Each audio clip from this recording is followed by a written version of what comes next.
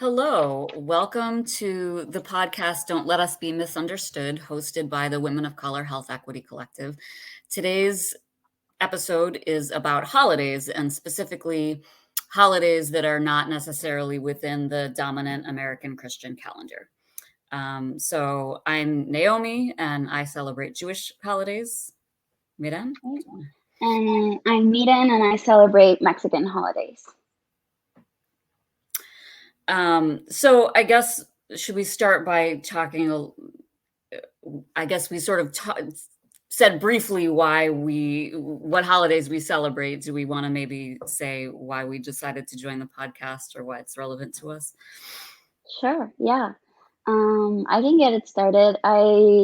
So the holiday that I had in mind was Dia de los Reyes Magos, which is the Three Kings Day, and it's celebrated across Latin America. Each country does it a little bit different, and I guess the reason that I thought of that and I decided to do the podcast was because it's so for one, it's so misconcepted on how it's actually done, and some people think that it's has to be tied to a religious aspect, but I don't actually celebrate the religious part of it. And then the other reason is, as much as the Santa thing is really fun and great, some people have the idea that it's a global thing, that everyone celebrates that and everyone does that. And it's a different thing depending on where you're from. Yeah, that's interesting. I didn't know that it wasn't necessarily religious. So that was a misconception I had. Thank you. I think you Yeah, I froze. mean, it had. Oh, did I freeze? You're unfrozen now. Okay. Yeah, it comes from a religious holiday. It comes from religious background, but to be honest, like it was mentioned that holidays are commercialized, so kind of like the religious aspect is just taken into account, but not necessarily celebrated. That makes sense. Yeah. And for me, as a Jew growing up in America, there's sort of I have a long history of a vexed relationship with the American Christian calendar. And actually, weirdly, as a musician, as a violinist, I think I've probably spent much more time in actual Christian services on Christmas Eve and Christmas Day than most of my Christian friends, because I've played for services. And the same is true for a lot of other Christian holidays, which is kind of funny. But both both sort of as a person myself, but also as a parent, raising a Jewish kid, sometimes living in areas of the country that were heavily evangelical Christian. It's been interesting, right? Because the usual perception is like everybody wants to talk about Hanukkah. And like, if people only know one Jewish holiday, it's Hanukkah, because it's at the same time as Christmas, which is super commercialized. And so the perception is like, oh no, we can't leave the Jewish kids out. They'll feel deprived. Of course, they think we're deprived anyway. Like, I've definitely gotten that. Like, you mean you never had Santa? Like, you didn't get to sit on Santa's lap? Like, that's terrible. I'm so sorry.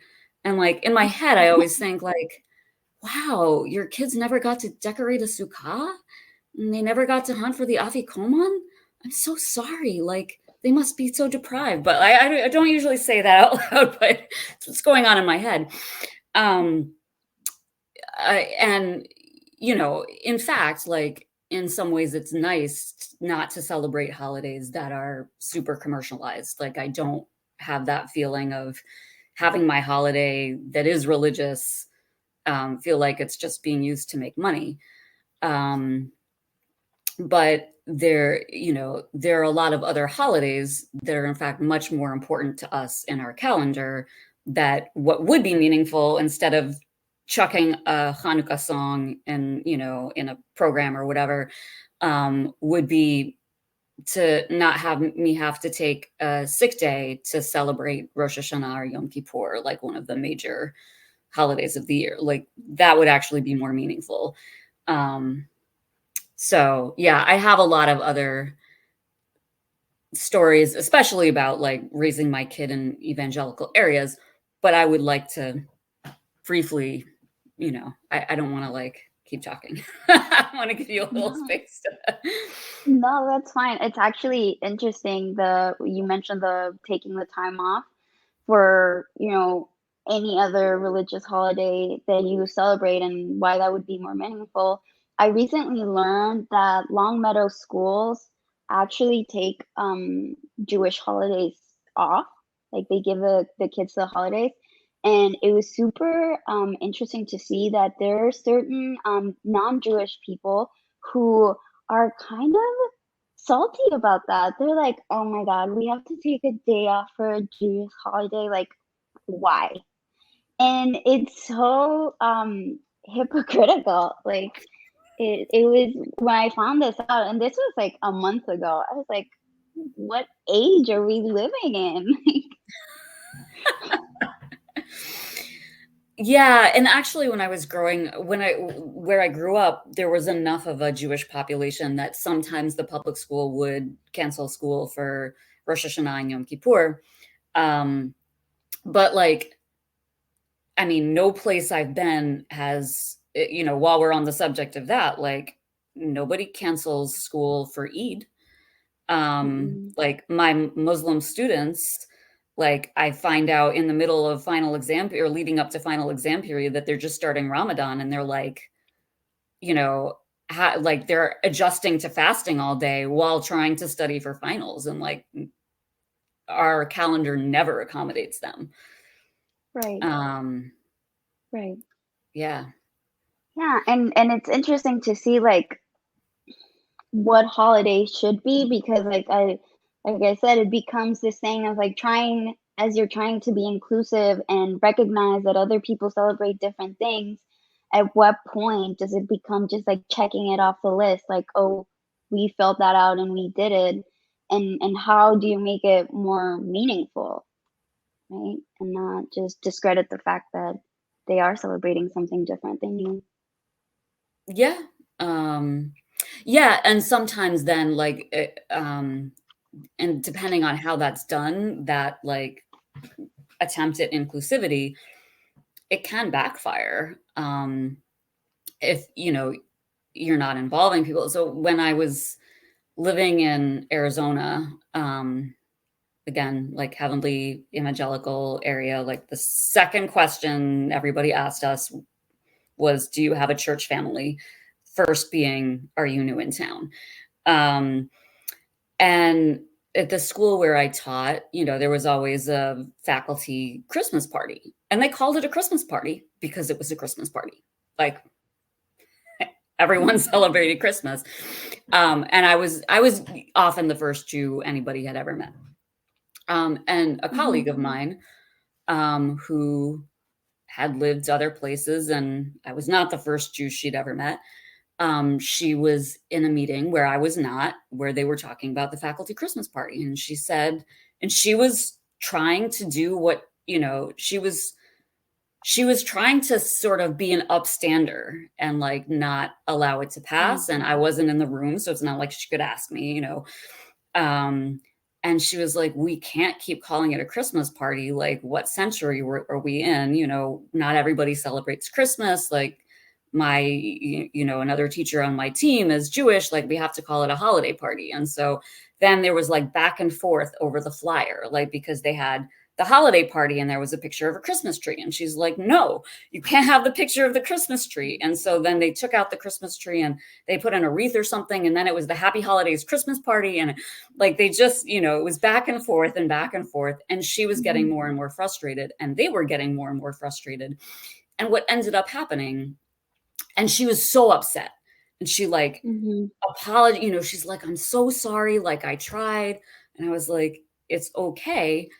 But of course, what happened was like I became the Christmas hater because it Of was like course. all for me. Right.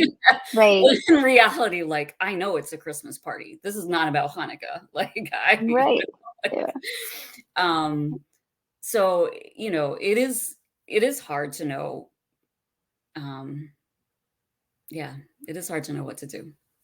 Yeah, absolutely. It's difficult. Like, at HCC, we recently had the Winter Festival, and so they invited each identity club. Like, they specifically reached out to us. I'm the president of the Latinx club, and they asked us to have a table, sort of like portray our holiday, which was problematic in and of itself because, like, not all Latinx people celebrate the same thing, right? And, like, we at the club cannot assume to, like, portray every single holiday that is celebrated throughout Latin America and in the US in one table. Um, so we kind of worked around that, and what we did is we sort of reached out to different people and the club members, like, they wrote down sort of like a paragraph of what they do for the holidays. And we printed those out, and it was like we did them anonymous, so we only did them per location. So Mhm. we have a member from Cuba, we have a member from El Salvador, so everyone did something different. And it was also interesting to see how those overlapped. Um, and on top of that, we gave out hot chocolate, and I made Mexican coffee, and I was able to order a rosca de reyes, which is king's cake, I think it's in English. Um, and shout out to La Mexicana supermarket in Springfield because they make really, really good rosca. And so we had that, and we gave it out to people while they read out the different paragraphs.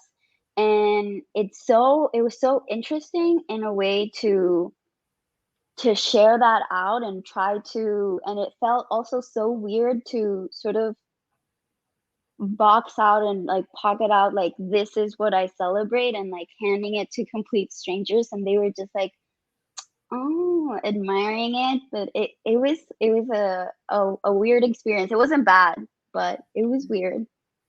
Mhm. Yeah, that kind of, like, the cultural appreciation, like, the phrase I've heard, and I think it's bell hooks, the eating the other, like, that it's, Mhm. like, about, like, holidays and food and celebrations, which it is, but, like, it's also, like, kind of out of context, and you have to, like, represent and, like, educate, which is good when you get the opportunity to do, Mhm. right? Like, it's good to, yeah, it is both interesting and Yeah. Yeah.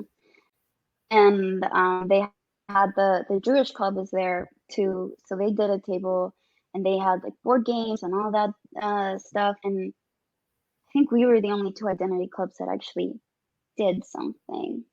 mm, Um, but it was interesting, and I appreciated the fact that the student engagement made that step to include different holidays and give us the space to however we wanted to share out the holidays. Um, but definitely, like, it's a it's a learning game. Like, it wasn't necessarily seamless. Um, they tried to include music. They asked us for music. Um, but I mean, I guess I'm kind of pessimistic or cynical in that sense. It's like every sort of depiction of the Latinx community in those events becomes super stereotypical. Like, they only play salsa or they only something like that. It becomes kind of like cheesy. So um, probably they could have. I don't know if they could have done this like a different way. I haven't thought about it as much, and how it could have been better. I don't know if there was any initiative on like student senate to start this, and I'm not sure. That's a conundrum. Yeah, and with situations like that, I think about like what's under different people's umbrellas, right? Like what they have the power to do. If they asked you for music, that seems like a good step. Hmm. But like in I get, sometimes in terms of more meaningful recognition or more comprehensive recognition, like it also has to come from other places. Hmm. Um, like calendar days off, for example, or, recognition or in that way, which Hmm. student engagement doesn't have control over. Right, right. But correct me if I'm wrong, but if I, for example, celebrate a holiday, at least within the school environment, I can reach out to my professors and say, Mhm. hey, I have this holiday that I celebrate. I usually have the day off to observe. And most professors do. Oh yeah.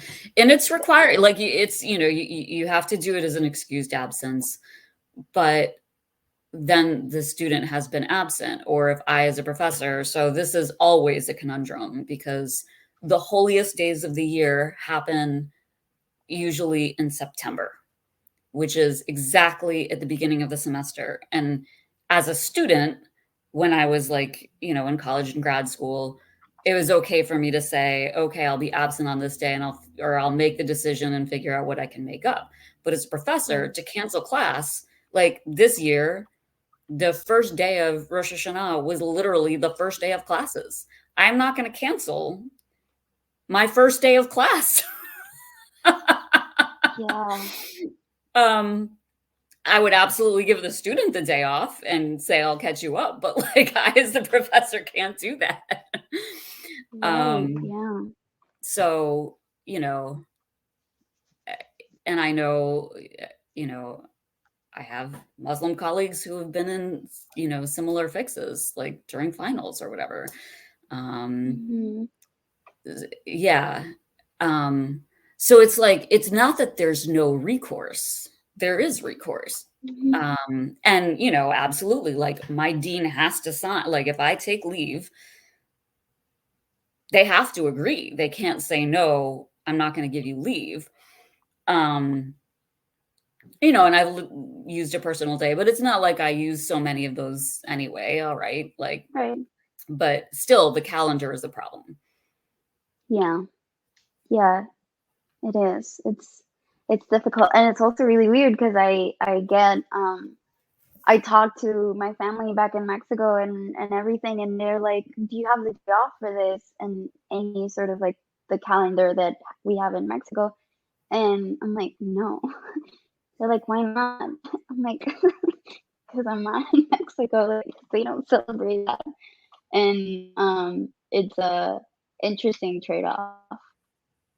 Hmm. Yeah. I was thinking more about the student engagement, like that, the winter festival type of model as well. And like the pros and like my mixed feelings about that. So when my son was small, we were living in North Carolina, rural North Carolina, again, like uber, uber Christian. There were like 3 Jewish families in an hour and a half radius of us, and we were one of them. Um, and like I grew up in a town that like was minority Jewish, but it was like a significant enough minority that I certainly was like I did not feel alone.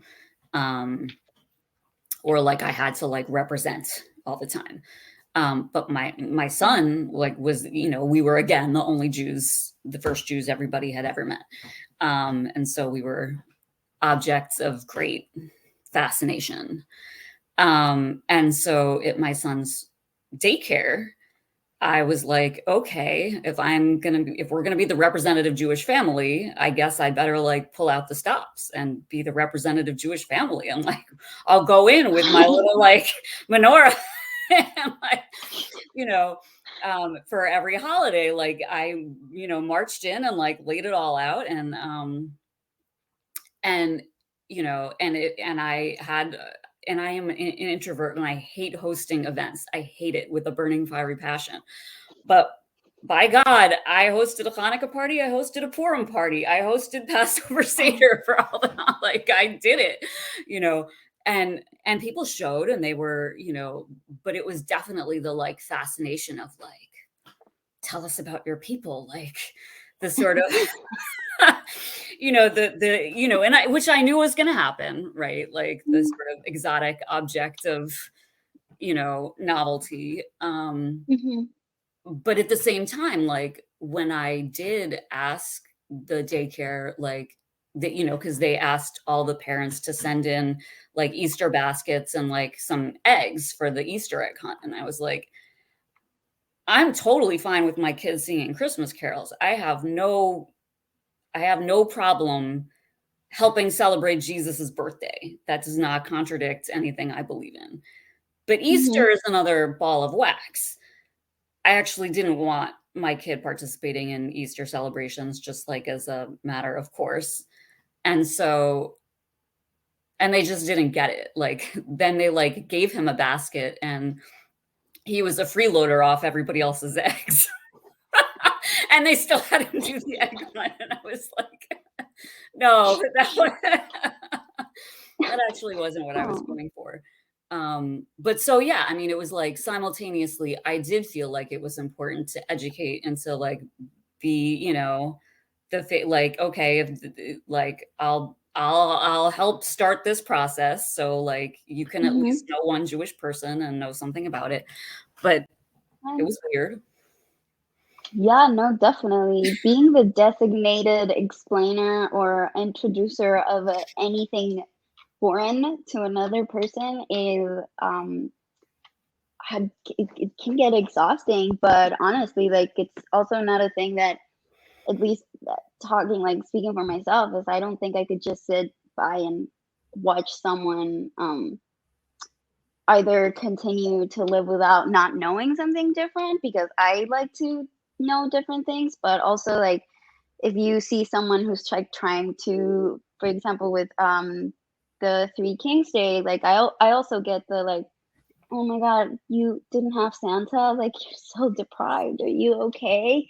And I also had that, and I still have it. Like at my 23-year-old, like they still tell me like, oh my God, how, like that sounds traumatic. Like that's bad. Um, so it's like in that moment, I can't just like say anything. Like I have to tell them like I had good holidays when I was a kid. It wasn't like I didn't get anything. Like yeah, Yeah. Like the only source of joy in the world is not Santa. There are other right, sources of joy. right. And also because I feel like it's been so I've been watching Christmas movies these past few weeks, and I've been watching like Santa movies, and they always uh, burn into the watcher's mind that Santa delivers presents globally, right? He does it. He does the whole world. So then, absolutely, people think this like, yeah, Santa's a global thing. Like everyone does this, and I've seen so many articles that are like, this is the German Santa, and this is the, like, they have the different versions of Santa, Mhm. and it's always a version of Santa. It's not like something that's separate from the guy in the red suit.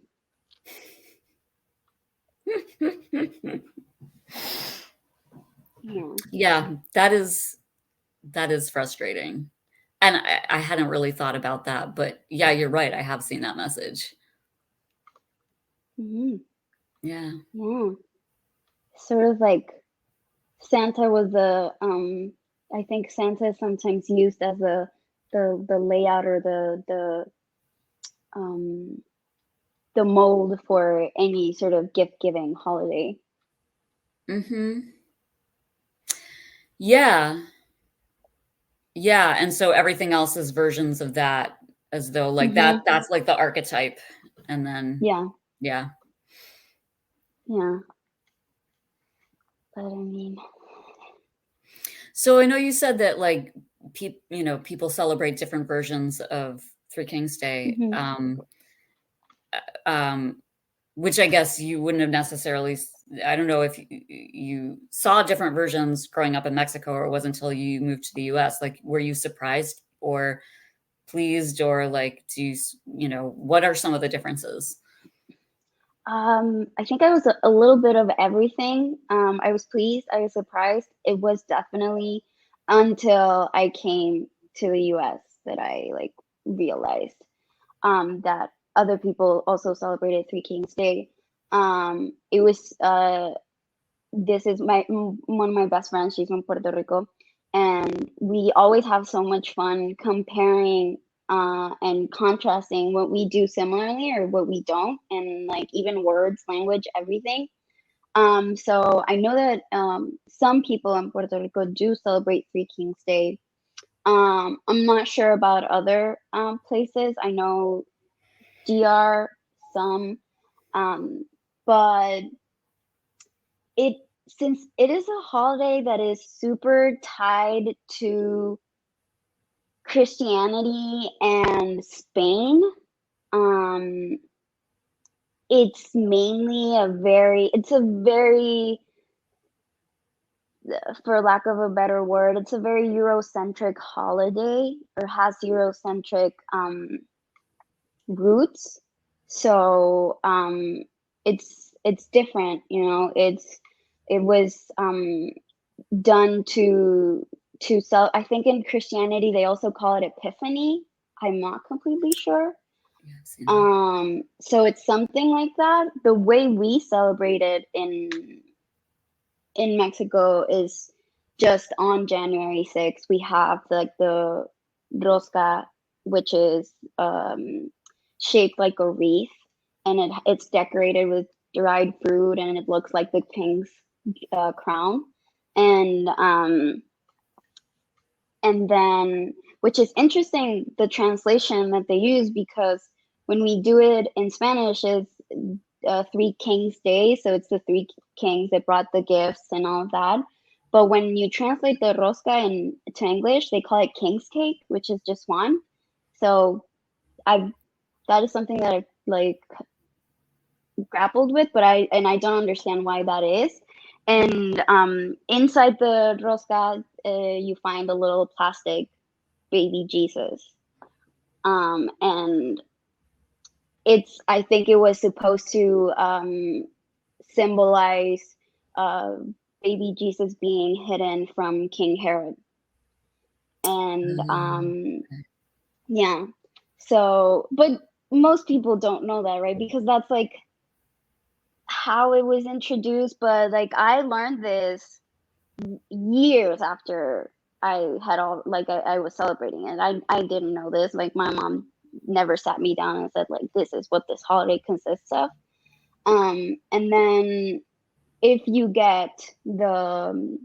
in your slice you get the baby Jesus or whoever gets it, then they have to host a party on El Día de la Candelaria on February 2nd. So that's the main attraction of it, right? And of course, that's how we get presents. Um, and it's I didn't know it was a religious holiday until I grew up. And because we never grew up religious. And then there are people, it's interesting to see. I was talking to one of my professors, he's from Mexico too, but he's from Monterrey. I'm from Mexico City. The way we did it was if you found the baby Jesus, you would host the party or you would make the tamales, something like that. And where he got it, he comes from a smaller town, a much more religious town. They would have to actually pay for the mass. Oh, So yeah, so that was definitely religious. And so it was interesting to see that even within Mexico, how differently we celebrated.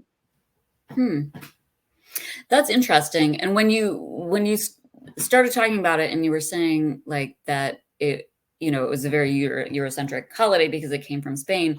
That kind of made me wonder, because I know, so many Christian holidays end up being syncretic, like they kind of, colonize whatever celebration existed before, to sort of like bring people on board with Christianity. So do you happen to know if there are any indigenous practices folded in to various versions of Three Kings Day?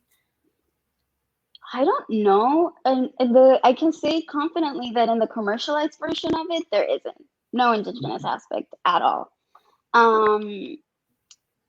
However, I would think that there would be some sort of religious syncretism in that, how the Virgin of Guadalupe was sort of like brought about, and how she was made to have olive skin, so she was like approachable to white people, but also to indigenous people, and all of that. I think I wouldn't be surprised to learn if, yes, there would be some sort of religious syncretism, but as I've learned it, or like in mainstream culture, no, it's there's a lot of like covering up and like of the indigenous aspect of it, sadly. Yeah. Yeah. Yeah. But it's also interesting to see how those holidays change, how their holidays are easily changed throughout the years. And then so one of my friends growing up, she's Jewish, and she was actually how I learned that there are bar mitzvahs and there are bat mitzvahs. I didn't know that, and it was because of her, right? But how, like, I always found it so, and probably because I didn't come from a religious family, but I always found it so amazing how unchanged tradition was for them. And I know that everyone celebrates it differently, right? And I don't know if you like, do you celebrate things like super traditionally, and like, or have you sort of gotten a more modern twist of it? So there's a very big, deep rabbit hole on the how much it really is the same versus how much, of course, there is cultural change, even though we like to pretend that there's really not. And there's a very deep rabbit hole on like Ethiopian Jews who were isolated from some of the Talmudic tradition and have some different holidays and don't have later holidays like Hanukkah and Purim. That is a rabbit hole we don't have time for, but it is very interesting. Because I think we're about at time, it looks like. Yeah. And so our host is asking us to close with what the holidays mean to each of us, which is hard. It's hard for me to do. It's a hard question. It's something that, and I'm gonna sound very cliche right now, but it's something that has been put in perspective since COVID, and not being able, because holidays are usually, time for family, time for all of that and coming together, and that didn't happen with COVID. So it's definitely interesting to see. To me, it's always been very important, and not because of what we actually celebrate, but it was a time where everyone sort of came together and actually made an effort to like have a good time. And that was what I liked, was that everyone was together, and I didn't necessarily care about like having rosca or anything like that. I just like the fact that, everyone was there. Yeah, I think there's a lot to that, and definitely what you say about COVID, all of that. That I do think for me, like ritual is some sense of ritual is important. And it is meaningful, even if I find it irritating, and even if I don't like the labor involved, I still think it's important to have. And for me, I don't think I'm not super religious. There are holidays I definitely don't celebrate all the way. And a lot of like daily observance I don't do. And I hate synagogue. I try not to darken the door if I can help it. But the home but the home celebrations of holidays, like including incorporating the religious aspects, like the celebration of Shabbat, the service of the Passover Seder, have always been really meaningful to me. That like we celebrate at home, we bring it into the home, we make it important to us, in a in a ritualized way, and that like yes, everybody has to put in and make an effort, and kind of carve out the space to come together. Yeah. I think, and also the fact that it's so tied to food for me, that's what one of the main things is. Like the kitchen is always where we all come together. I mean, and I mean all like within each family, right? But yeah, it's definitely, and I agree with the ritual aspect of it. Just like having that certainty is comforting at times. Yeah, absolutely. Yeah. It's like an anchor. Exactly. You know it's coming. You know it's gonna happen, and it's good. It's reassuring. Yeah. All right. Well, I think that's it for this episode. Thanks. It was great to talk with you. Yeah, it was great to talk with you, and thank you for Wojciech for having us. Yes, thank you to Wojciech.